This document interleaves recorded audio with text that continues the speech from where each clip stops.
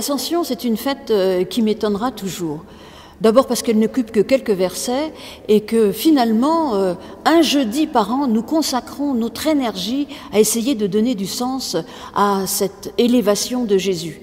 Élévation qui, somme toute, est assez extérieure, assez étrangère à notre culture. Et pour comprendre cette élévation, il faut savoir que d'autres avant Jésus ont été élevés, montés au ciel, que ce soit Enoch, que ce soit le prophète Élie, et élevés au ciel dans une nuée qui nous dit la présence de Dieu. Mais par contre, je trouve que cette élévation, cette ascension de Jésus nous donne le sens plein à la résurrection. Parce que la résurrection, et je ne cesse de le proclamer, n'est jamais une restauration. Alors finalement, Jésus, après sa mort, est apparu à ses disciples et à d'autres. Il est apparu, mais évidemment qu'il va disparaître au moment de cette ascension. Cela pourrait être vécu comme un abandon, mais en réalité, c'est bien le contraire qui nous est dit. C'est-à-dire que Jésus reste vivant parmi nous.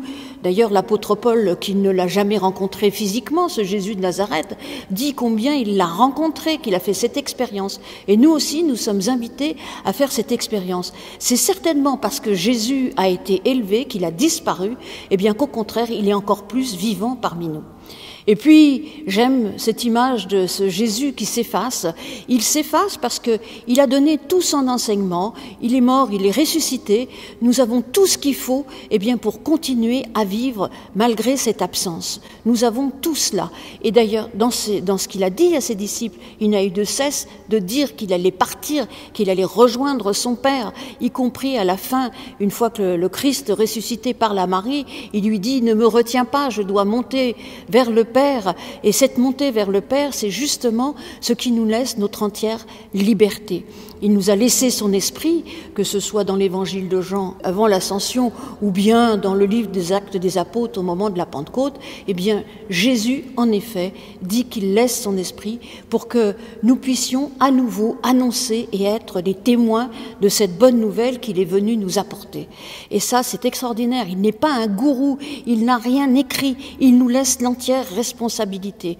Alors, est-ce que nous serons aujourd'hui capables de répondre à cet appel de Jésus, être capable d'être témoin de son amour, de son message d'amour et son message qui nous invite à nous mettre en chemin, en route pour que le monde change et que nous puissions construire ensemble ce monde que Dieu désire.